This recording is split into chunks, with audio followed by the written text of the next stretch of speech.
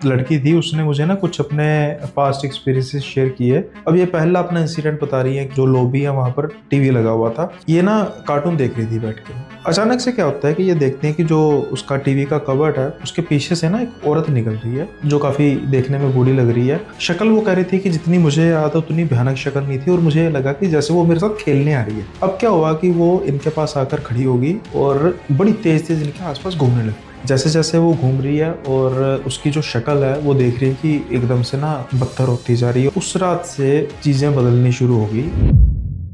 ये समीर का किस्सा है। ये समीर का ना बेसिकली ज्यादा कम ट्रैवलिंग का था। तो एक बार ना ये अपने घर आ रहा था और दो रास्ते दिखा रहे थे। एक शॉर्टकट रास्ता दिखा रहा था और जो मेन हाईवे का रास्ता दिखा रहा था। अब ना वो गाड़ी को शॉर्टकट रास्ते में लगा लेता है। अब क्या होता है कि जब ये उस सड़क पर आगे आगे जा रहे थे तो बारिश भी थोड़ी तेज हो चुकी थी और कुछ तूफान जैसा मतलब मौसम बन चुका था। कुछ आगे जाके ना इनको ऐसा लगता है कि सड़क के बिल्कुल बीचों बीच कोई खड़ा हुआ। पहले काफी दूर नजर आ रही थी, अचानक से पास आ गई। ये ना गाड़ी से उतरते हैं और दूर से कहते हैं, अरे मैडम, अरे मरने का इतना शौक है तो मेरी गाड़ी पे ना मरो, आगे साइड पे हो जाओ। बारिश तेज होने की वजह से ना वो धुंधली धुंधली दिखाई दे रही थी तो अचानक से गायब हो गई। ये जल्दी से इधर उधर देखते हैं तो इनको नजर नहीं आती। ये जल्दी से वापस आते हैं, गाड़ी में बैठते हैं। गाड़ी जैसे ही स्टार्ट करते हैं ना अचानक देखते हैं वो बोनट पर बैठी हुई ओ, है।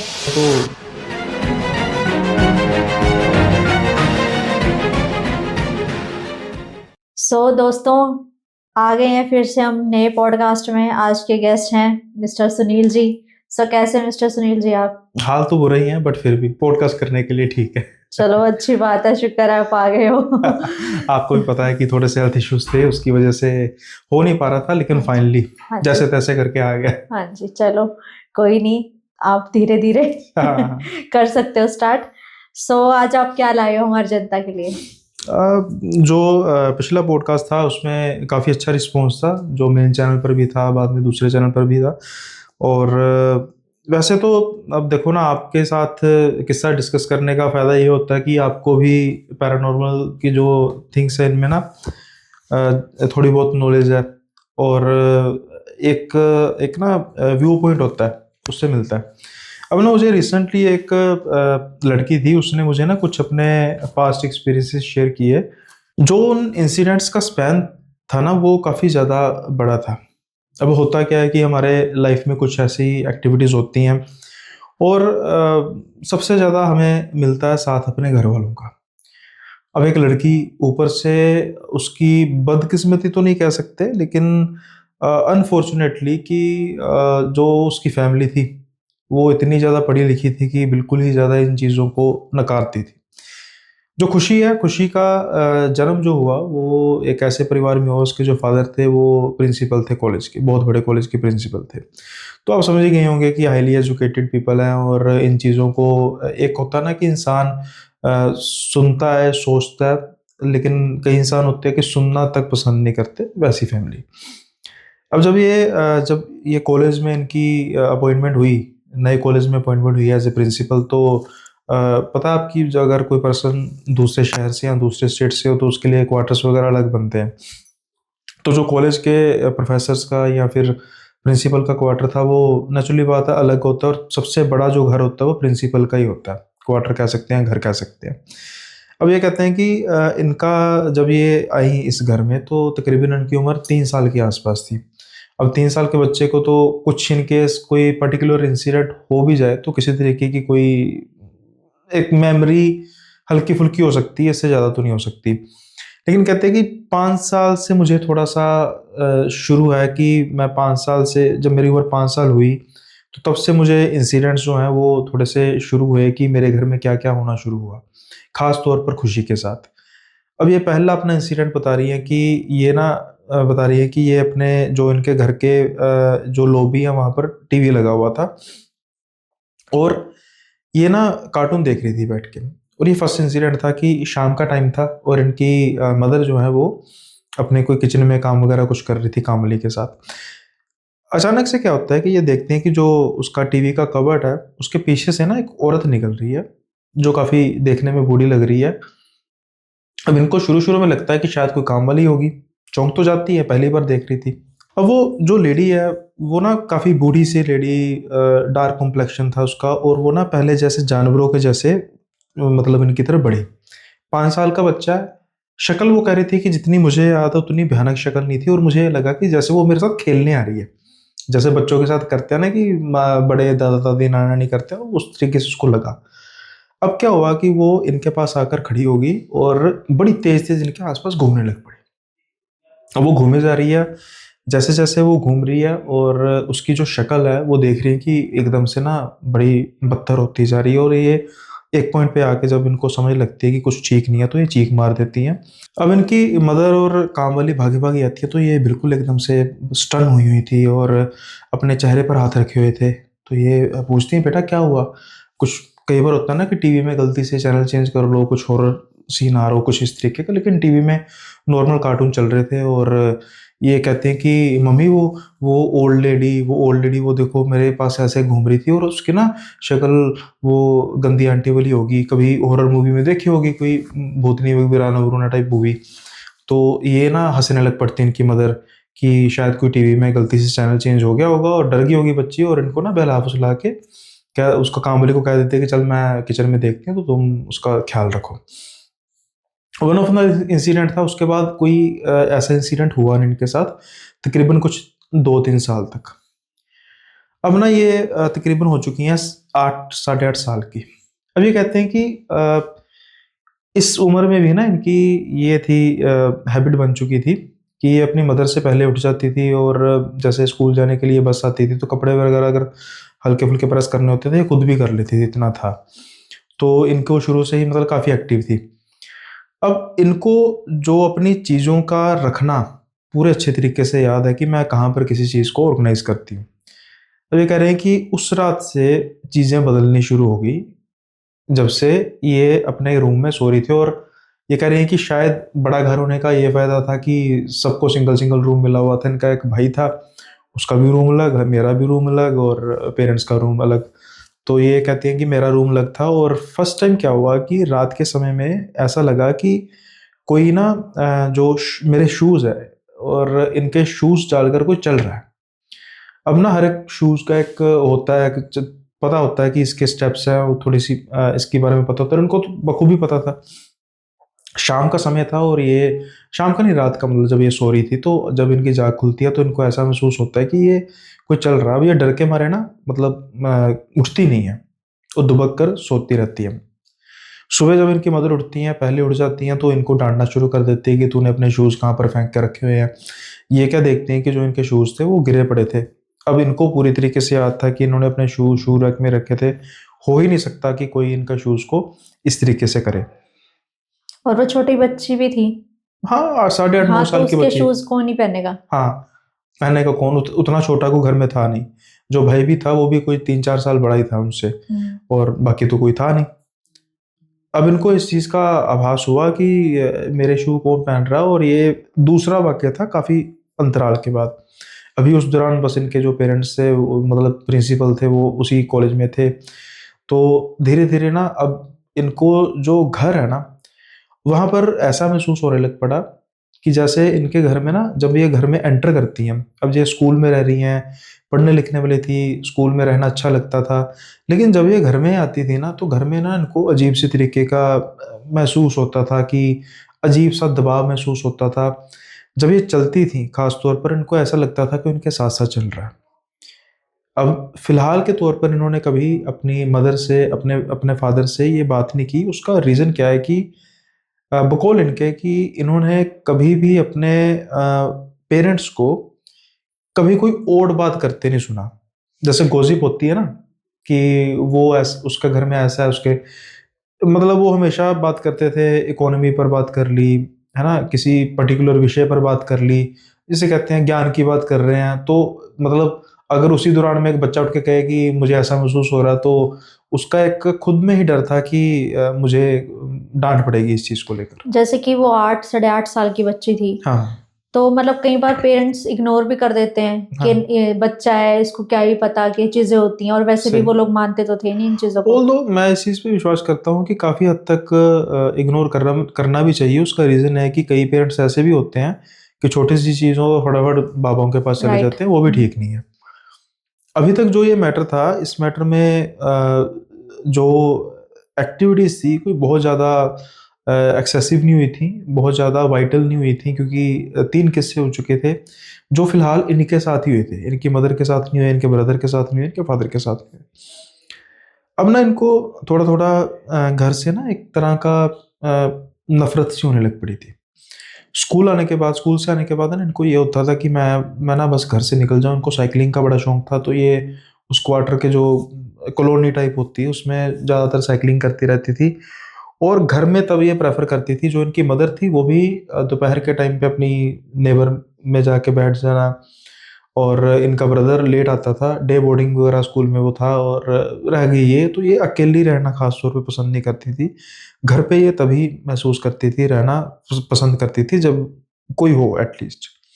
नेगेटिव था वो घर हाँ, नेगेटिव था, बेसिकली। हाँ। पर दिक्कत वाली बात ये है कि सिर्फ़ इनको नेगेटिव लग रहा था, बाकी किसी को कोई प्रॉब्लम नहीं थी। और क्या होता है कि अब ना ये एक एक रोज़ सुबह उठती हैं और इनको ना पेन हो रही थी। इनकी थाई में पेन हो रही थी, और जब ये अपनी थाई को देखती हैं तो थाई पे ना निशान पड़े हुए थे काफ़ी। अब एक छोटी-सी बच्ची है जो इस चीज़ को समझ नहीं पा रही कि ये थाई पर ऐसे निशान कैसे हैं। छूने पर दर्द करते थे, अदरवाइज़ मतलब वैसे पेन नहीं होती थी, तो इन्होंने फिर उसी डर से बात की भी नहीं कि हाँ, भई ये मतलब मुझे घर वाले कहेंगे या फिर बच्चे थोड़ा सा ना मतलब डरते भी हैं कि कहीं पेरेंट्स डांटे नहीं हम अगर ऐसी बात करेंगे तो। या फिर ना इनको ये भी था, जो ये खुद भी बताती हैं, कि इनको ना स्कूल जाने का बड़ा शौक था, और ये किसी भी तरीके से ये नहीं चाहती थी कि इंटरप्शन हो। कि लेट्स से कि अगर मैं बताती हूँ तो इन केस डॉक्टर कहता है कि रेस्ट की ज़रूरत है, तो ये उसमें भी थी कि मैं स्कूल मेरा मिस ना हो जाए। अब धीरे-धीरे जो इनकी वो दबाव वाला ना, वो बढ़ने लग पड़ा, और सबसे जो स्टार्ट हुआ किस्सा, वो क्या था कि इनकी मौसी आई हुई थी, और इनकी मौसी इनके रूम में रुकने वाली थी। रात का समय था, और इनको महसूस होता है कि रात के समय में कोई उठा है, और उठकर ना इनके कमरे जो बेड है उसके चारों ओर घूम रहा है। अब शुरू-शुरू में इनको ये लगा कि कहीं मौसी तो नहीं है, लेकिन मौसी ऐसी हरकत क्यों करेंगी? तब इनकी उम्र 10 के आस-पास हो चुकी थी। अब ना ये इस चीज़ को वेरीफ़ाई करने के लिए, अब जैसे ये सो रही हैं, पीछे मौसी सो रही हैं, तो अपने टाँग से टच करके देखने की कोशिश करती हैं कि पीछे कोई लेटा हुआ कि नहीं लेटा हुआ, तो उनको महसूस होता है कि मौसी लेटी हुई है। अब ना ये एकदम से बिल्कुल दुबक गई कि मतलब कि मौसी नहीं है, मेरा घर वाला कोई ऐसी हरकत करेगा नहीं, तो फिर ये कौन है? अब जो वो प्रेज़ेंस थी ना, पहले जैसे एक लंबा सर्कल, धीरे-धीरे दायरा छोटा होता, छोटा होता, छोटा-छोटा होता था, एकदम से चीखने की आवाज़ आती है, जो कि इनकी मौसी की आवाज़ थी। और जैसे ही मौसी चीखती हैं, ये भी धड़ाम से उठ जाती हैं, ये भी देखती हैं, उनकी मौसी ने ऐसे इनके ऊपर हाथ किया हुआ था, जैसे किसी चीज़ को पकड़ा है। अब जब जैसे ही मौसी की चीखने की आवाज़ आई, तो इनके पेरेंट्स उठ के, ब्रदर उठ गया। तो ये मौसी को कहते हैं, "क्या हुआ?" तो ये कहती है कि मैंने एक बड़ी बूढ़ी औरत देखी, जिसकी जो हथेली थी, वो बिल्कुल जैसे हड्डी होती है, हड्डी का बिल्कुल ढाँचा था, और वो मैं देख रही हूँ कि खुशी को ऐसे मतलब पकड़ने वाली थी, तो मैंने पकड़ लिया, और अचानक से वो गायब हो गई। अब जब ये सुनते हैं तो ये सारे हँसने लग पड़ते हैं कि भई ये तो सपना होगा। कहती, "सपना कैसे हो सकते हैं? इतनी स्पष्ट चीज़ मैं सामने देख रही हूँ।" तो ये भी कुछ भी कहना शुरू कर देती हैं कि नहीं पापा, मैंने मैंने भी देखा है, ऐसे-ऐसे मतलब मुझे भी महसूस होता है। वो रोने लग पड़ी, और उसने अगली पिछली सारी बातें कर दी। उसको एक्सपेक्टेशन थी कि एटलीस्ट अब मेरे पेरेंट्स इस चीज़ को समझेंगे, लेकिन तब भी उसके पेरेंट्स इस चीज़ को समझते नहीं हैं। लेकिन उसके बाद ना इनकी जो अ, एक्टिविटीज़ है वो बढ़ने लग पड़ी। अब मौसी तो अगले दिन ही चली गई। वो तो कह के गई थी, वार्निंग दे गई थी कि ये जगह ठीक नहीं है, इसे बदलो।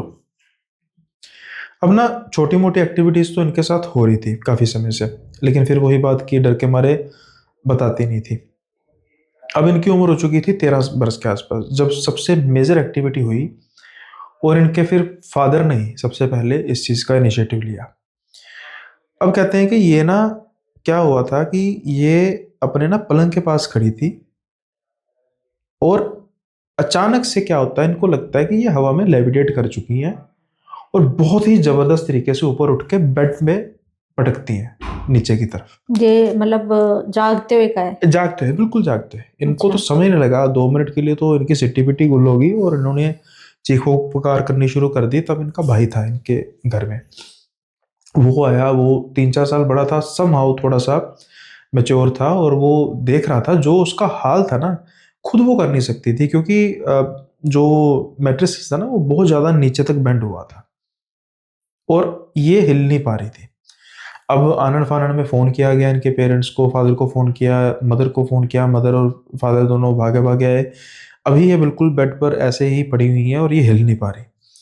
अब इनको हॉस्पिटल लेकर जाया गया, और ये था कि जो रीढ़ की हड्डी है उसमें एकदम स्ट्रेन आ चुका था, मतलब फ्रैक्चर होते होते कह सकते हैं डॉक्टर बचे थे। और डॉक्टर ने कहा था कि ये इंसान खुद नहीं कर सकता, इतनी चोट इंसान खुद नहीं अपने आप को पहुंचा या तो सकता। ऊपर से गिरे कहीं से? हाँ गिरे, ठीक है ना और बेड ये। पे कैसे गिरेगी, हाँ छत पे से? मतलब उसका डॉक्टर का कहने का मतलब था कि ये कमर के बल कम से कम 6 से 7 फीट ऊंची जगह से नीचे गिरी है।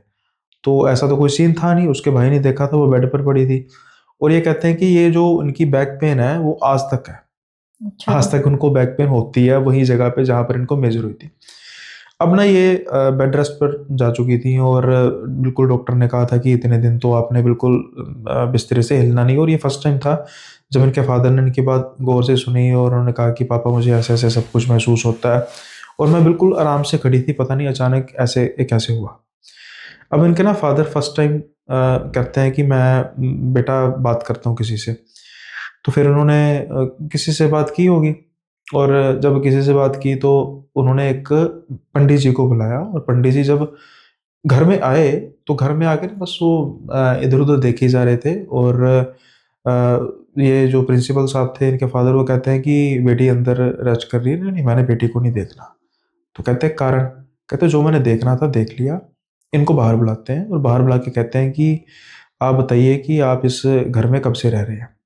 तो ये कहते हैं कि मैं कुछ हो गया, कुछ साल हो गए, कई साल हो गए, मैं तो प्रिंसिपल हूँ, और 1 दशक से ज़्यादा ऑलमोस्ट हो चुका है, या उससे थोड़ा सा कम होगा, 1 आधे साल का ज़्यादा फर्क होगा। तो कहते हैं कि आप मुझे ये बताओ कि तब से लेकर अब तक आपको क्या क्या समस्या आई है। ये कहते हैं कि हमें कोई समस्या नहीं आई, मतलब मुझे, मेरी पत्नी, मेरे बेटे को समस्या नहीं, सिर्फ और सिर्फ मेरी बेटी को समस्या आई है। तो वो कहते हैं कि आपको पता इसका कारण क्या है? तो कहते हैं नहीं मुझे नहीं पता। उसका कारण क्या है कि यहाँ पर 2 आत्माएं हैं, अच्छा। एक बूढ़ी की आत्मा है, एक उसके बच्चे की आत्मा है। अब जो बूढ़ी है वो तो मतलब इसको जस्ट डराती है, परेशान करती है। लेकिन जो बच्चे की आत्मा, उसके बूढ़ी के बच्चे की आत्मा, पता नहीं नीचे उसकी कब्र है, यहाँ पर उसका संस्कार किया हुआ कुछ XYZ, कोई बहुत पुरानी आत्मा, आज की नहीं है। और वो जो बच्चा है, बच्चा नहीं कह सकते, मतलब उस बूढ़ी का बच्चा, लेकिन वैसे अडल्ट की आत्मा थी, और वो इसको चाहता है और वो इसको परेशान करता है। 8 साल के बच्चे को चाहता है? 5 साल से शुरू हो रहा है, चलो मोटा मोटा 8 साल से शुरू हो रहा है ना। अब प्रेतों का आपको पता ही है।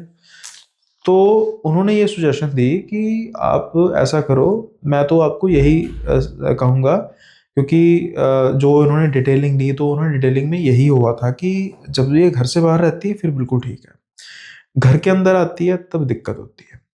तो यही हुआ कि शायद उनका प्रेतों का जो दायरा है वो इसी के अंदर ही है। वो कई बार क्या होता है कि जैसे कि कहीं पे उनको दफना दिया है या फिर उनका क्रियाक्रम किया है, तो वो फिर उसी बाउंड्री पे ना बाउंड हो हाँ, जाती है, वो निकल नहीं पाती वहां से। यहाँ किसी तांत्रिक ने किला होगा। हाँ, कीलित कर दिया होगा। हाँ, क्योंकि आजकल तो देख लो शहर जो बसे हुए हैं वो ज्यादातर शमशान घाट पे या फिर ऐसे ही उन्हीं पे ही ज्यादातर बसे हुए हैं। हाँ सही है।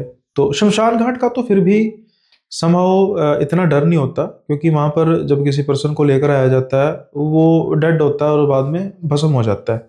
लेकिन जो ये कब्रिस्तान वगैरह होते हैं, जैसे आप भी जानती हैं कि लेट से कि बॉडी को दफन भी कर दिया जाए तो कई बार उसमें जान आ जाती है। और मैं ये कोई हवा में बात नहीं कर रहा, मैंने कई बार इस चीज़ को मेंशन भी किया है कि क्रिश्चियन कंट्री में, खासतौर पे इंग्लैंड की शायद बात है, अगर आपको इसका रेफरेंस मिलेगा ना, इसको सर्च करना तो आप उस पर लगा भी लेना।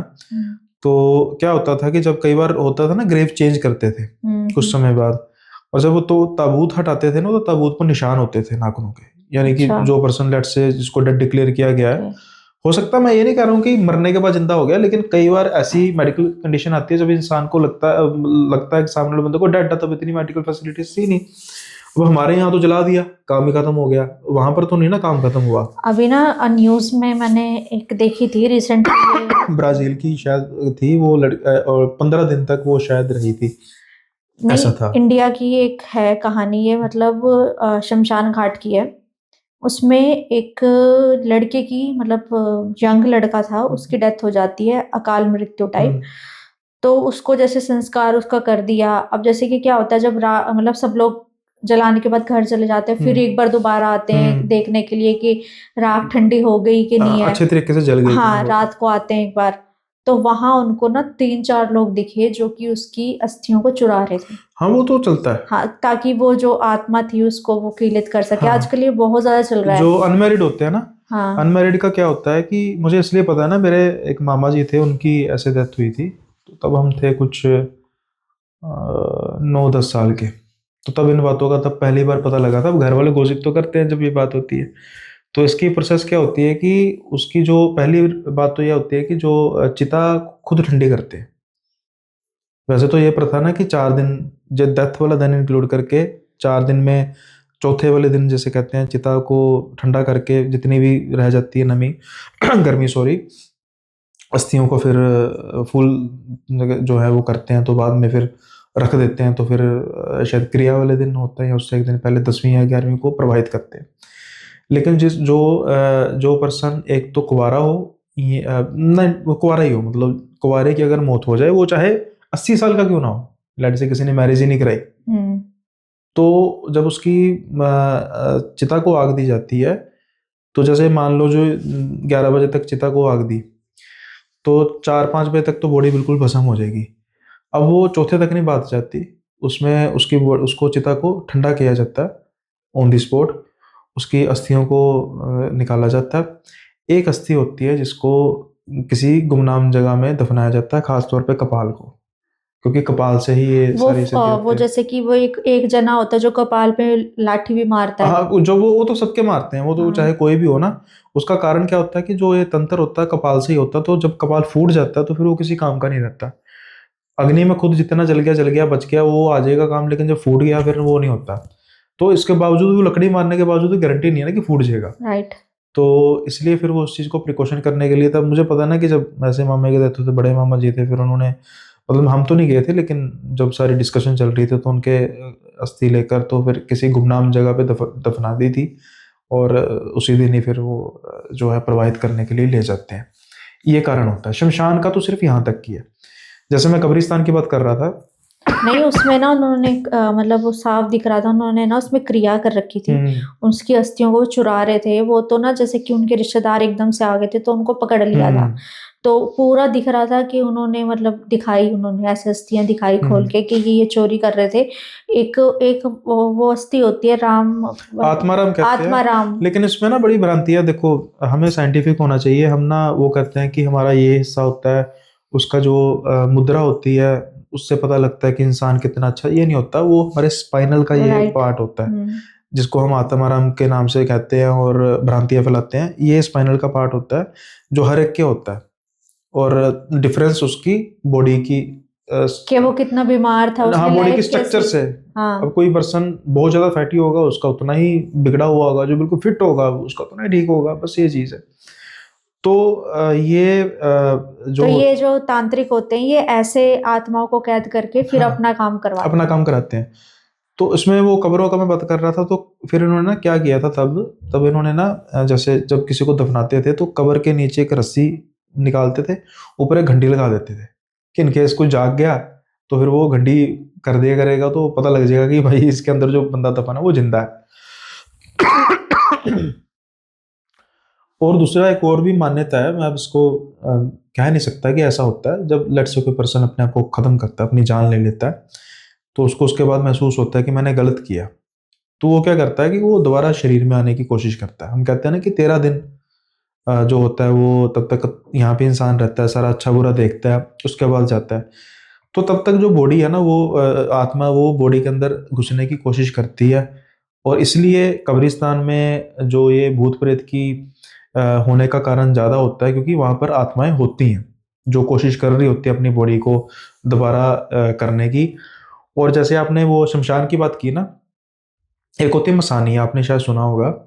मसानी क्या करती हैं, वो जलती चिता पर रोटी बनाती है राइट। और उसका फिर वो जादू टोने में इस्तेमाल करती हैं। तो ये चीज़ें थोड़ी सी शमशान में होती है। अदरवाइज शमशान में स्वयं भोले बाबा का वास है। सबसे ज्यादा कहते हैं जो पवित्र जगह है वो तो हाँ, शमशान घाट ही, क्योंकि जो अपने भोले बाबा है वो तो वहीं निवास करते वैसे तो हैं। हर जगह निवास है, लेकिन खास तौर पर जो एक होता है ना, एक एनर्जी का एक जीवन होना। मृत्यु से वहीं हमें मतलब कह रहे हैं ना, हाँ, मृत्यु से हमें वहां से मतलब जिंदगी हमारी वो हो जाती है, तो सबसे ज्यादा पवित्र जगह तो वही होती है। सही सही। लेकिन अब आजकल के लोगों ने उसको इतना ज्यादा वो दूषित कर दिया है अपने एक्चुअली गलत क्या कामों होता है के ना, लिए। शमशान भी कई तरीके के होते हैं। अगर हम शहर के शमशानों की बात करें ना, तो वहां पर कुछ ऐसा होता नहीं है। एक तो वहां पर राखी ज्यादा होती है, सिक्योरिटी ज्यादा होती है। नहीं, लेकिन जैसे कि ना कुछ शमशान घाट किलित किए हुए हैं जिनमें आप कुछ नहीं कर सकते, मतलब हम्म आप उनमें क्रिया करोगे तो लगेगी नहीं। हम्म। कुछ शमशान घाट हैं जो छुटे हुए हैं बिना किले, जो मतलब दूर दराज के शहरों में भी, कहीं एक शहर शहरों में। में भी हो सकते हैं, जैसे गांव में हम देखते हैं ना, रास्ते में जा रहे होते हैं तो शमशान छोटे छोटे बने होते हैं। अब इन शमशानों में क्या सिक्योरिटी होती होगी? तो इन शमशानों में कुछ किया जा सकता है संभव। नहीं तो जो ये आमतौर पे बड़े शहरों के भी हो गए हैं, जो मुख्य शमशान घाट होते हैं किसी शहर का, तो वहां पर तो वैसे भी पॉसिबिलिटी कम होती है। उसके दो रीजन है, एक तो ऑलमोस्ट मार्केट ही बनी होती है आसपास, और आजकल तो वैसे भी सीसीटीवी कैमरे आ गए हैं, तो कुछ बहुत ज्यादा इशू रह नहीं गया इस चीज का। तो ना ये, अब इसके जो फादर थे डिसाइड करते हैं, जो पंडित जी ने सारा बता दिया कि देखो भी उसकी जो दायरा है वो है इसी घर के अंदर, तो आप अपनी बच्ची को यहाँ से, यहाँ तो खुद सारे निकल जाओ। तो अब इनके वही बात है कि फिर एक बार, जिसे कहते हैं ना कि इनके हिसाब से ये सुपरस्टिशियस नहीं होना चाहते थे कि भाई मैं प्रिंसिपल हूँ, मैं घर को छोड़ूंगा, लोग कहेंगे कि भाई क्या बात है, किस बात तो पता लग ही जाएगी, इस बात से मेरा मजाक उड़ेगा। अब ये सोचते हैं कि चलो इसके बारे में ना कुछ देखते हैं, हो सकता है कि मैं इसका स्कूल चेंज करा के इसको मासी के पास भेज दूँ, कुछ भेज दूँ, ये सारी चीज़ सोच रहे थे। रात का समय होता है, थोड़ा-सा घर में ऐसा माहौल बन चुका था कि डर का माहौल हो चुका था। तो इनके पेरेंट्स डिसाइड करते हैं कि बच्चों को अकेला नहीं सोने देंगे। तो जो खुशी है, इनकी मदर इनके साथ सो रही थी और इनके फादर के साथ इनका भाई सो रहा था। रात के समय में अचानक से इनके जो भाई और फादर के रूम से आवाज़ें आनी शुरू हो जाती है, जैसे कोई झगड़ा कर रहा बहुत ज़्यादा। ये भागी-भागी दोनों जानी जाती हैं और देखते हैं कि इनके फादर के मतलब आँखों के आस-पास चोट लगी हुई है बहुत ज़्यादा, अच्छा। और वो बिल्कुल धुलाई मुक्के पे मुक्के मारी जा रहा है इनको, भाई भाई इनके फादर को। तेरी की। अब ये छुड़ा, जब वो तो किसी के बस में नहीं आ रहा, दोनों छुड़ाने की कोशिश कर रही है, और वो एक चीज़ कर रहा है, इसको बाहर लेके जाएगा यहाँ से, तुझे मैं बताता हूँ, उसको बाहर लेके जाएगा।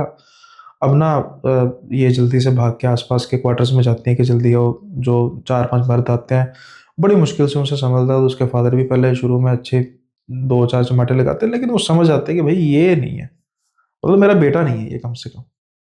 वो उन पांचों का भी बस में नहीं आ रहा था, और इनके बकौल इनका भाई जो है बड़ा मतलब काम पर्सन था, कभी भी कोई अग्रेसिव नहीं था, कभी भी उसकी कोई शिकायत नहीं मिली थी। तो एकदम से ये चीज़ होता, बस एक ही चीज़ कि तू इसे लेकर जाएगा, बाहर लेकर जाएगा, मैं बताता हूँ तुझे। अब ना इस चीज़ के कारण इनके फादर इस चीज़ को समझ चुके थे कि भाई अब चीज़ जो समस्या है वो बिल्कुल सामने है, क्योंकि इनकी हालत इतनी बुरी हो चुकी थी।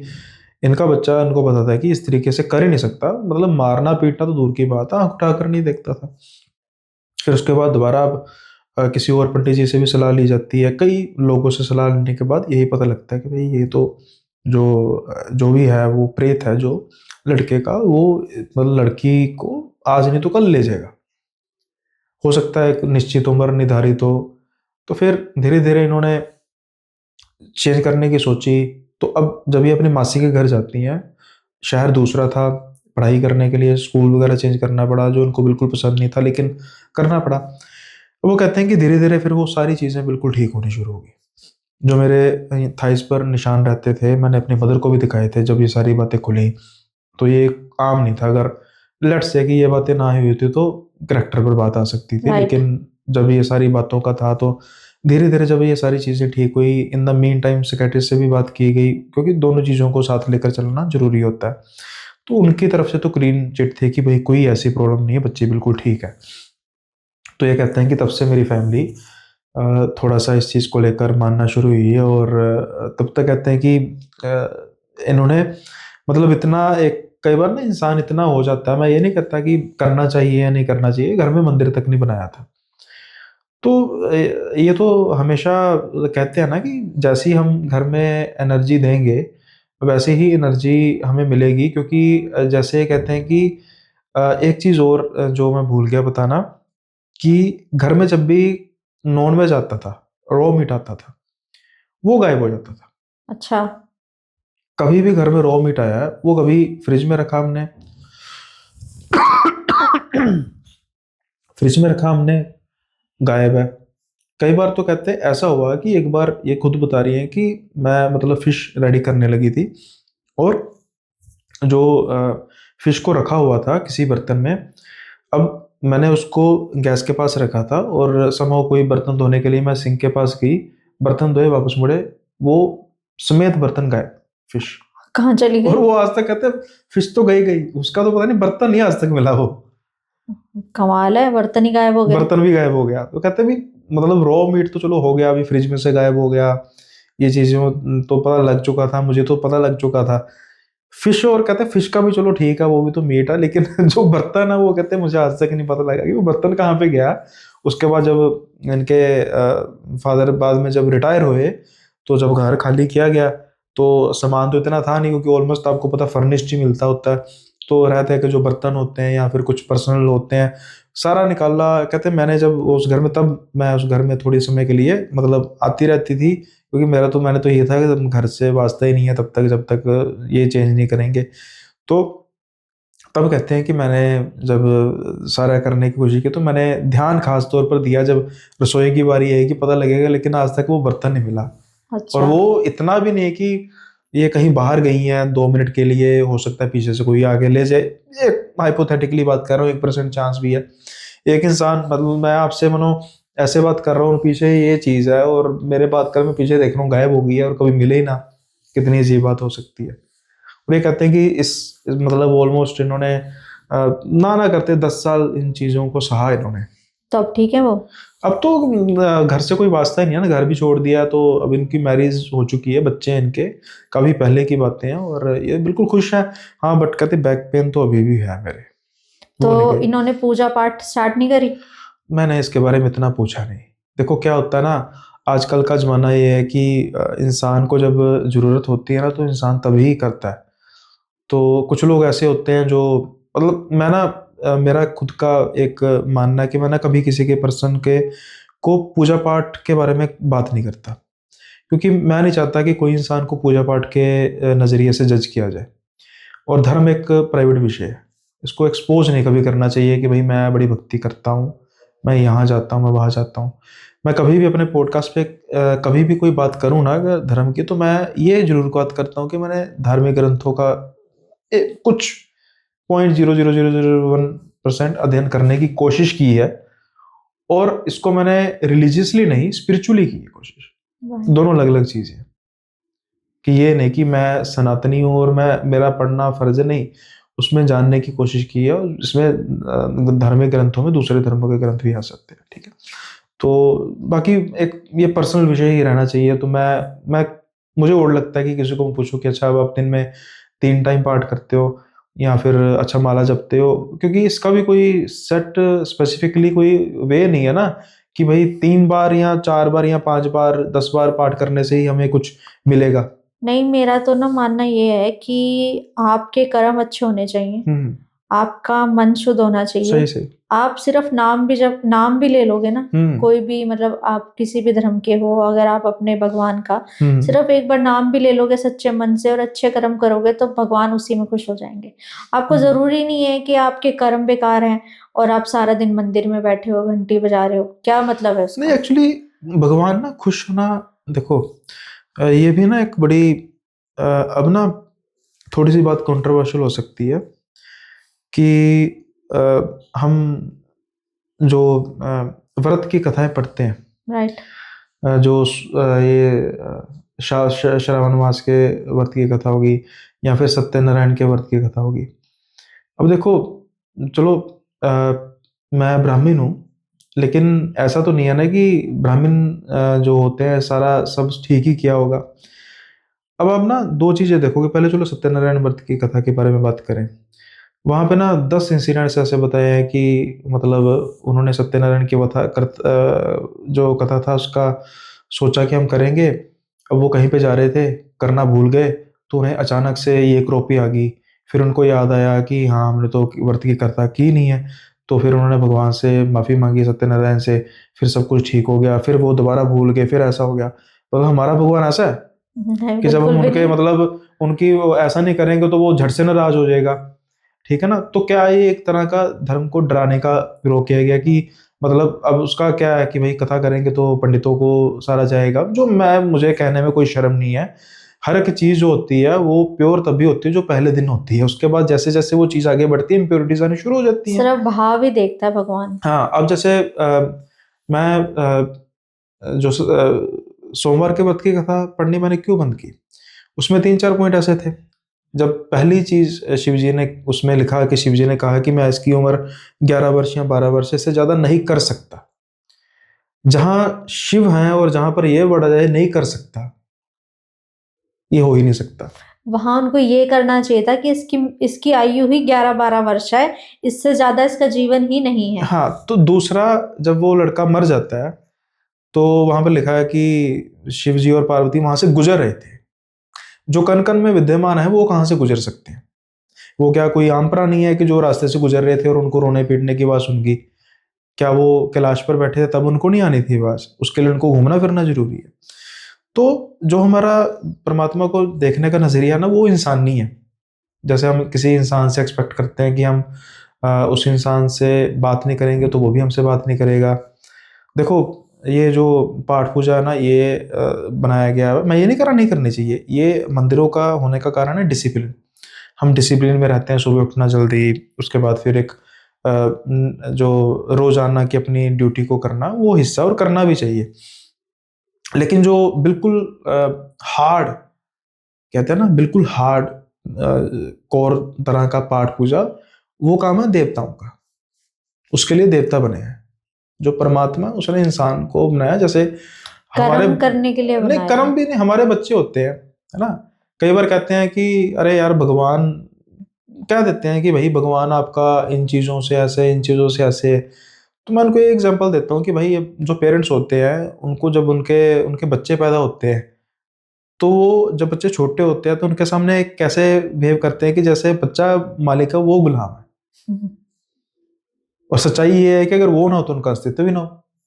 लेकिन exactly। उसके बावजूद वो भी ऐसे बिहेव करते हैं कि ये बच्चा ही, तू मेरे से लिए सब कुछ है। तो ऐसे ही परमात्मा भी है।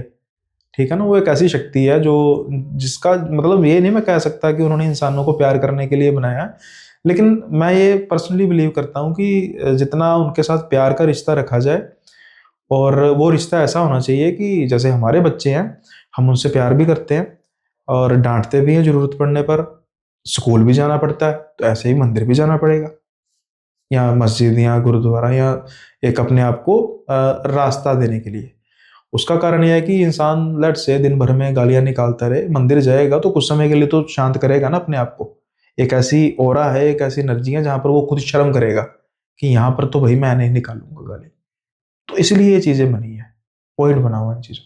इसलिए तो कहते हैं भाई नहीं बार में जाना, यहाँ पर ऐसी चीजों में नहीं जाना, क्योंकि वहां पर क्या होगा, जब जाएगा तो दिमाग में वैसी चीजें ज्यादा आएंगी, तामसिक ही आएगा। इसलिए मना, मतलब मना तो नहीं, लेकिन जितना कम हो सके। ऐसा नहीं है कि इस चीज को रूटीन बना लिया जाए। तो ये चीजें बैलेंस के साथ हो तो अच्छी होती है। अब जैसे ना मैंने ओरा की बात की है, ऐसे ना एक किस्सा है, ये समीर का किस्सा है। अब समीर, अब मुझे ना लोकेशन चलो वैसे भी मैं डिस्क्लोज नहीं करता, लेकिन ये लोकेशन है गोवा से, गोवा की तरफ की लोकेशन है। और ये समीर का ना बेसिकली ज़्यादा कम ट्रैवलिंग का था। हालांकि जितना ये ट्रैवल है वो मतलब 90% इसका हाईवे पे होता है। लेकिन कई बार क्या होता है ना कि इंसान का मूड होता है कि भाई किसी ऐसे रास्ते से चलें जहाँ पर पहले से कभी ना गए हो। तो एक बार ना ये अपने घर आ रहा था और जो मतलब 2 रास्ते दिखा रहे थे। एक शॉर्टकट रास्ता दिखा रहा था और जो मेन हाईवे का रास्ता दिखा रहा था, दोनों में तकरीबन कुछ 1 घंटे का फ़र्क था। अब समीर काफ़ी ज़्यादा थक चुका था, वो चाह रहा था कि मैं जल्दी से जल्दी घर पहुँचूँ। अब ना वो गाड़ी को जो उस शॉर्टकट रास्ते में लगा लेता है और कुछ समय पहले उसकी अपनी वाइफ़ से बात हुई होती है कि इनको आने में भी लेट्स से कि 5 घंटे लगेंगे। अब आधे घंटे बाद जब उसकी वाइफ़ फ़ोन करती है तो वो कहते हैं कि मुझे तकरीबन साढ़े 3 घंटे लगेंगे। टेक्निकली साढ़े 3 4 घंटे होने चाहिए थे। तो वाइफ़ कहती है कि इतने ही 1 घंटे का कैसे? तो कहते हैं कि ऐसे-ऐसे एक रास्ता हो रहा है शॉर्टकट, मैंने वहाँ से डाल लिया। तो उसकी वाइफ़ कहती भी है कि ऐसे शॉर्टकट रास्ते होते हैं, पता नहीं मतलब जाना नहीं चाहिए और वैसे भी बारिशों के दिन है, तो कुछ पता नहीं होता। कहते हैं नहीं-नहीं कोई बात नहीं, बड़ी सड़क है, ठीक लग रही है। तो कोई व्हीकल वगैरह आता हुआ नज़र आ रहा है? तो कह रहे हैं कि नहीं व्हीकल तो नहीं कोई आता हुआ नज़र आ रहा, लेकिन ठीक है, अच्छी है ना, अच्छी बात है ना, व्हीकल कोई इतना नहीं आ रहा, मैं तेज़ गाड़ी चला लूँगा। खैर इनकी वाइफ़ कहती है कि चलो अपना ध्यान रखो। अब क्या होता है कि कुछ समय बाद जब ये उस सड़क पर आगे-आगे जा रहे थे तो कुछ ना इनको महसूस होना शुरू होता है कि जो जहाँ से इन्होंने मोड़ काटा था ना वहाँ पर मौसम समहाउ कुछ ठीक था। जैसे बारिश तो पड़ रही थी लेकिन हल्की-हल्की बारिश थी।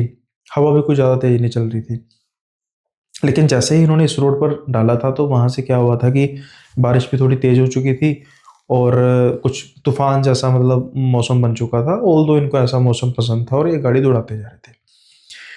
कुछ आगे जाके ना इनको ऐसा लगता है कि सड़क के बिल्कुल बीचों-बीच कोई खड़ा हुआ है। अब जब जैसे-जैसे गाड़ी बिल्कुल पास आती जाती है, गाड़ी एकदम ब्रेक लगाते हैं कि अचानक से इनको लगता है कि वो जो चीज़ है ना, जो पहले काफ़ी दूर नज़र आ रही थी, अचानक से पास आ गई है। इनको लगता है कि शायद रिफ्लेक्शन का कुछ चक्कर होगा और ये एकदम से गाड़ी रोकते हैं।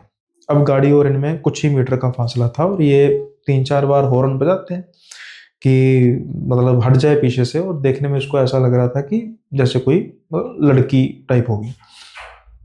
अब इनको लगा था कि भई कोई हाई ना हो, ड्रग्स वगैरह या कुछ है, रास्ते में ऐसे खड़ी है, तो इनके दिमाग में ऐसा पैरानॉर्मल कुछ नहीं था कि भई चुड़ैल होगी या कुछ होगी। ये ना गाड़ी से उतरते हैं और जैसा मैंने कहा कि बारिश काफ़ी तेज़ थी, तो इनके पास अम्ब्रेला था, जल्दी से अम्ब्रेला खोलते हैं और दूर से कहते हैं, "अरे मैडम, अरे मरने का इतना शौक है तो मेरी गाड़ी पे ना मरो, आके साइड पे हो जाओ।" अब ना जब ये आगे-आगे बढ़ते जा रहे थे तो बारिश तेज़ होने की वजह से ना वो धुंधली-धुंधली दिखाई दे रही थी, अचानक से गायब हो जाती है। एकदम से डर जाते हैं, हिल जाते हैं कि भाई ये कहाँ गायब होगी? ये जल्दी से इधर-उधर देखते हैं तो इनको नज़र नहीं आती, वहम समझते हैं अपना और जल्दी से वापस आते हैं।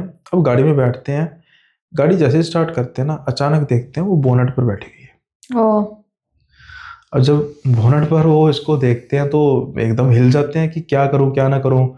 लेट्स से इंसान हो, तो मैं अगर गाड़ी चलाऊँगा, झटके से गिरेगी, चोट लग जाएगी, कुछ भी हो सकता है। और ये फिर भी एक डिसीज़न लेते हैं कि ये गाड़ी को चला देते हैं, लेकिन इनके मुताबिक कि वो तो जैसे बिल्कुल ग्लू की तरह चिपकी हुई थी और अब उसकी शक्ल नज़र आनी शुरू हो चुकी थी, जो कि बेहद ही खराब शक्ल थी और ये सोच रहे हैं कि पता नहीं मैं किस मुसीबत में फँस चुका हूँ ऊपर से और बारिश आ रही ऊपर है। से बारिश है। अब किस्मत कहते हैं ना कि किस्मत जहाँ एक तरफ एकदम देखो कैसे जो है वो समय का पहिया कुछ मिनट पहले इनकी लाइफ बिल्कुल नॉर्मल थी। घर जाना था, वाइफ इंतज़ार कर रही थी, दूसरे कामों की चिंता जी, कल ऑफ़िस में ऐसा करना है, जो भी एक्स-वाई-ज़ेड है ना, कुछ ही मिनटों में जान के लाले पड़ गए कि मेरी जान तो आज गई, मेरी मौत तो पक्की है, जो भी ये चीज़ है। वे गाड़ी भगा रहे थे तो अचानक से क्या होता है कि वो जो बोनट पर थी उछल के सीधा छत पर आती है और छत पर ऐसा लग रहा था कि जैसे वो बस छत को फाड़ देगी। अब इनको कुछ सूझता नहीं है और ये जल्दी से गाड़ी भगाते हैं। 1 सेकंड मैं रोकना चाहूँगी। हुँ। टाइम क्या हो रहा था उस टाइम? ये था कुछ 12 बजे के आस-पास का टाइम। रात के?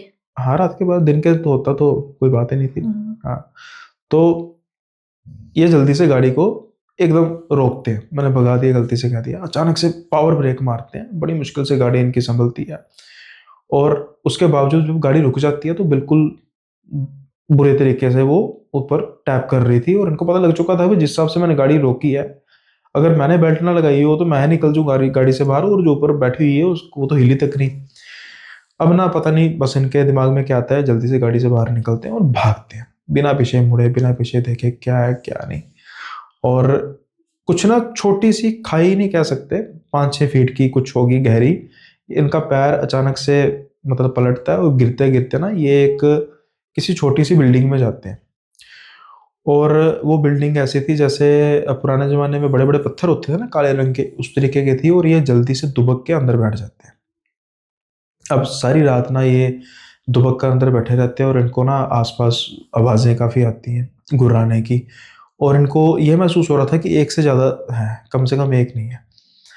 अब सुबह हो जाती है, जैसे-जैसे मतलब वो सुबह होने शुरू होती है तो दिन चढ़ना शुरू होता है, और बिल्कुल जो आवाज़ आनी बंद हो जाती है, और ये पहले सबसे पहले देखते हैं अपने आस-पास का एनवायरनमेंट, और ये देखते हैं कि जो वो जगह थी ना, वो मंदिरनुमा जगह थी, और उनके बिल्कुल पीछे एक खंडित मूर्ति थी। चाहे खंडित थी लेकिन मूर्ति तो थी। तो मंदिर होगा वो। हाँ, मंदिर था, किसी ज़माने मंदिर रहा होगा, खंडर हो गया होगा। अब जब ये जल्दी से भागते हैं कि भई मैं अपनी गाड़ी देखूँ, गाड़ी का वैसे ही दरवाज़ा खुला हुआ था, और ये छत पर देखते, छत पर एक छोटा-सा स्क्रैच भी नहीं था। अब ये सोच में पड़ जाते हैं कि भई मैंने जो देखा है, क्या वो सच में है?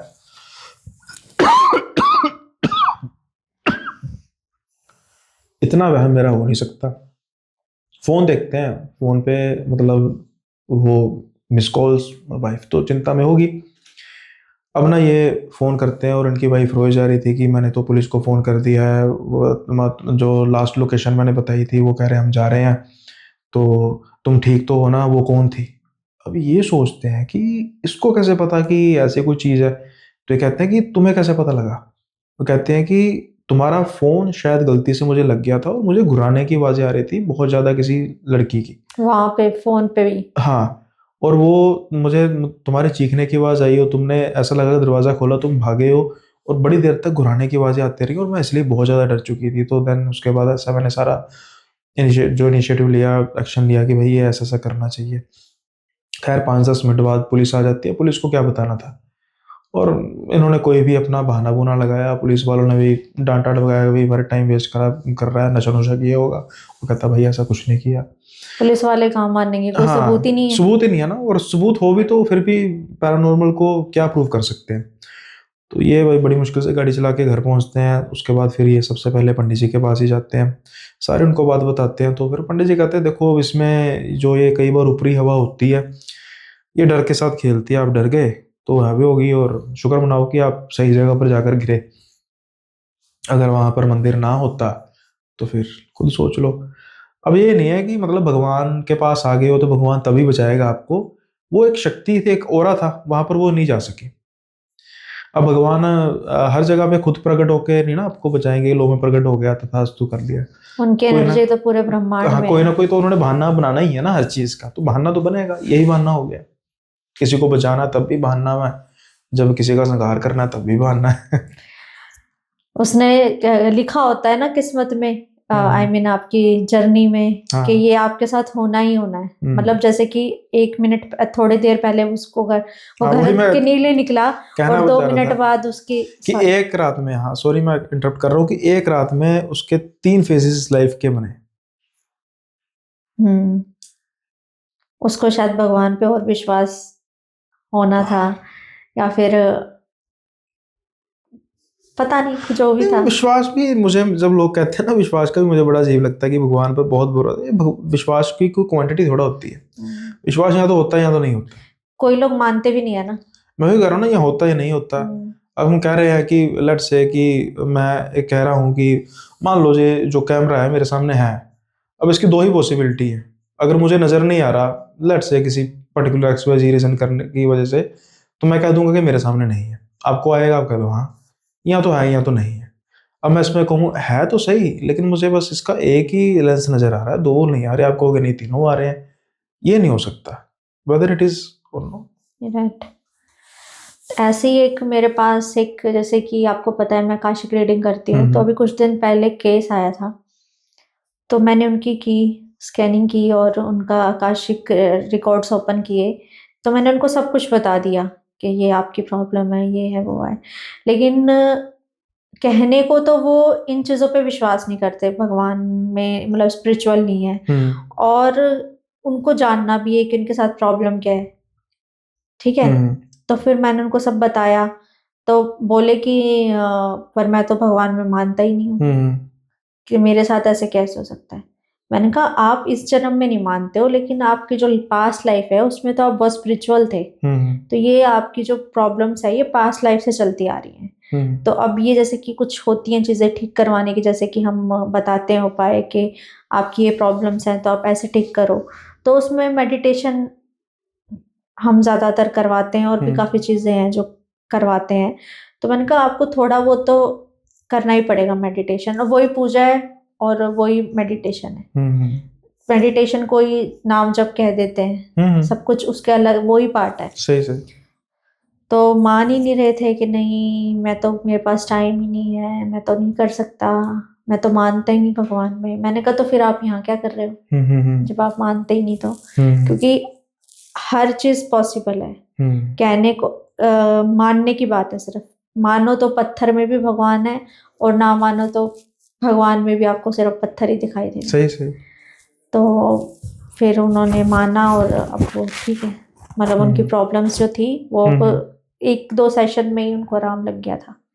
हाँ, ये डिपेंड करता है ना कि किस तरीके की प्रॉब्लम है, उस तरीके की डिपेंडेंसी भी होती है कि आपको किसी चीज़ को लेट से ट्रस्ट तो करना ही पड़ेगा ना। मतलब जरूरी नहीं भगवान की बात हो रही है, किसी एक पर्टिकुलरली सब्जेक्ट पर आपको ट्रस्ट कर कर अगर आप ठीक हो रहे हो तो उसमें कोई बुराई नहीं है। अब कई ऐसे लोग हैं जो बड़ी हल्की सी बीमारी होती है मर जाते हैं क्योंकि उनका माइंडसेट होता है, डर जाते हैं। तो कई ऐसे लोग होते हैं जो जिनको बिल्कुल जैसे कहते हैं बड़ी से बड़ी भयंकर, मैं अपने मदर की एग्जांपल देता हूँ। मेरे मदर को मतलब कोई ना कोई मेडिकल प्रॉब्लम तो आती रहती है, और मैंने ना उनको बड़ा बहुत हिम्मती है, कभी उन्होंने हिम्मत नहीं हारी। लेकिन रिसेंटली ना उनकी आँख में ना प्रॉब्लम आई, और आँख का विज़न, राइट साइड की आँख का विज़न काफ़ी कम हो गया। अब ना डॉक्टर ने कहा कि देखो जी, ये जो विज़न जितना नुकसान हो गया है हम कोशिश करेंगे ऑपरेट करके उतना जितना बच गया उसको स्टेबल रख सके, अदरवाइज फुल विज़न जा सकता है। मैंने फर्स्ट टाइम देखा मेरे मदर घबरा गए कि मतलब मेरे आँख की रोशनी न जाए, रोने लग पड़े। मैंने उनको बताया कि आप ज़िंदगी में कभी घबराए नहीं, अगर आप घबरा गए फिर पक्की जाएगी रोशनी। समझाया, कुछ दिन तक समझाता गया, डॉक्टर के पास सेपरेटली जाके कहा कि झूठ बोल दो, वो कहोगे नहीं जाएगी। उन्होंने हिम्मत की तो जितनी उनकी अभी है उतनी बनी है। अगर वो हिम्मत हार जाते हैं, मैं 100% कह सकता हूँ उनकी आँख की रोशनी चली जाएगी। सब कुछ हिम्मत पे तो है। देखो हाँ। अभी ये जो नेगेटिव एंटिटीज हैं ये भी तो आपके जो आपकी हिम्मत है उसी पे काम करते हैं। अगर आप डर गए तो गए, सही। जो डरा सो मरा। ठीक है, तो आपको दिख रहा है कि सामने भूत खड़ा है, लेकिन आपको घबराना नहीं है, क्योंकि वो खड़ा ही नहीं है, वो हमारे वो है दिमाग ही का नहीं। खेल है। हाँ, वो है ही नहीं, हाँ। होता ही नहीं है ऐसे तो। हाँ। पहली बात तो फिजिकल फॉर्म में भूत दिखता ही नहीं है। नहीं दिखता, बहुत रेयर केसेस में उसकी फिजिकल फॉर्म आ सकती है, और वो भी समो शायद मेमोरीज के रूप में। कुछ मेमोरी ऐसी होती है जो जिसकी विजुअलाइजेशन होती है, जहां तक मेरा सारा ख्याल है। माइंड का गेम है। 90% मैं कह सकती हूँ कि माइंड का गेम है। 10% मान सकती हूँ मैं कि रियल में ऐसा कुछ होता है। अब मेरे पास जो केसेस आते हैं ना, उनमें 92 से 95% लोग ऐसे होते हैं जो कि बहुत डिप्रेस्ड होते हैं। ठीक है, उनमें कुछ प्रॉब्लम नहीं होती, कोई पास्ट लाइफ में कोई इशू नहीं होता, उनके प्रेजेंट लाइफ में ही प्रॉब्लम होती है। कोई भी एक्सवाइजेड रीजन है उनका, तो जिससे वो डिप्रेशन में होते हैं और उनको ऐसा लगता है कि पता नहीं कितनी प्रॉब्लम है हमारे साथ। उनको बस एक उपाय बताती हूँ मैं कि मेडिटेशन करो, अपना नेचर को टाइम दो। जितना ज़्यादा नेचर में आप रहोगे, नेचर के साथ रहोगे, और जितना अर्थली आप रहोगे, जैसे कि होता है ना कि मदर अर्थ जो हमारी होती है, वो उससे हमें बहुत पावर मिलती है। आपको घास पे चलो नंगे पैर सुबह, आपकी आंखों की रोशनी भी मिलेगी और आपको पावर भी मिलेगी। जितना ज़्यादा आप नेचर से कनेक्ट रहोगे, पहाड़ों पे, पानी के पास जितना रह सकते हो उतना रहो। आपको कुछ कभी दवाई की ज़रूरत नहीं पड़ेगी, आपको कभी कुछ करने की ज़रूरत नहीं पड़ेगी। ये चीज़ें बहुत बेसिक चीज़ हैं, मतलब इनमें कुछ ज़्यादा वो नहीं है। ये तो मतलब पहले ज़माने के लोग क्यों कभी डिप्रेशन का शिकार नहीं होते थे, क्यों कभी उन्हें इतनी ज़्यादा एंजाइटी वगैरह नहीं होती थी, क्योंकि नेचर के साथ उनका जुड़ाव था। अब नेचर खत्म होती जा रही है, नेचर बची कहाँ है।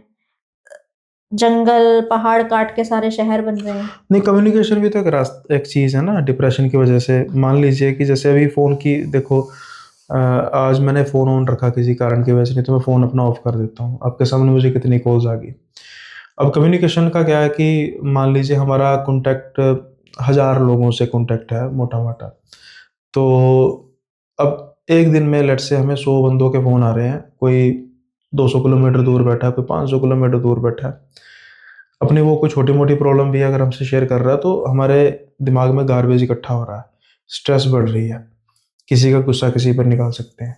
लेकिन जब ये नहीं थे, तो ऐसा तो नहीं है ना जो 500 किलोमीटर दूर बैठा है वो 5 मिनट की बात बताने के लिए चल कर आएगा या पत्र भेजेगा।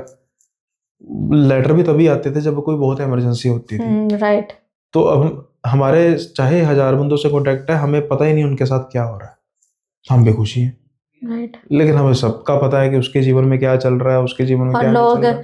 दूसरों की खुशी से ज्यादा परेशान है। ज़्यादा परेशान है। वो खुश इसलिए क्यों है? इसलिए राइट। तो ये भी बात है ना कि ये अब देखो ना, अब जैसे एक संस्था है, मुझे नाम उसका भूल गया, वो फ्री में, मैं अगर होगा ना प्लीज़ डिस्क्रिप्शन में दे देना, किसी के काम आ जाए। वो ना फ्री में कंसल्टेशन देते हैं। उनकी एक प्रॉपर प्रॉपर्टी है, वहाँ पर शायद 10 दिन का या 12 दिन का कोर्स होता है। आपने रजिस्टर करना है बिल्कुल फ्री ऑफ कॉस्ट। ओके। आपने वहाँ पे जाना है कि भाई 12 दिन का या 10 दिन का मुझे पता नहीं है। वो आपका फ़ोन वगैरह सब कुछ उठवा देंगे, आपको अंदर भेज देंगे। अगले 12 दिन आपका फ़ोन के साथ कोई लिंक नहीं है, बाहरी दुनिया के साथ कोई लिंक नहीं है। कोई इमरजेंसी आए तो घर को लगा होता है कि भाई किसी की डेथ हो गई, कुछ हो गया, वो तो बात अलग है। उस दौरान आपको मेडिटेशन कराएँगे, कोई भी आपको ऐसी बात नहीं करने देंगे जो आपकी लाइफ़ के साथ जुड़ी है कि भाई मुझे ये टेंशन है। 12 दिन तक वो आपको आपकी और आपकी टेंशन्स बाहर छोड़ देंगे और आपको मेडिटेशन कराएँगे फ्री ऐसी ऑफ कॉस्ट। संस्थाएं बहुत सारी हैं। हाँ, और बाद में जो आपकी मर्ज़ी आपने देना ठीक है, नहीं तो कोई ऐसी बात नहीं है। और जब आप बाहर आओगे तो नेचुरली बात है, आप थोड़े से बदलाव तो ज़रूर आएगा। सबसे ज्यादा मेन रीजन जो आजकल स्ट्रेस का है वो फोन और फ़ोन है, सही इंटरनेट। है। एक्चुअली हमने बना लिया है। राइट। आजकल तो फोन के बिना मतलब ऐसा लगता है लोगों को कि कुछ है ही नहीं। हुँ, अब नहीं, थोड़ा सा ना चीजें हो भी गई हैं, टेक्नोलॉजिकल थोड़ा इम्प्रूवमेंट भी हुआ है।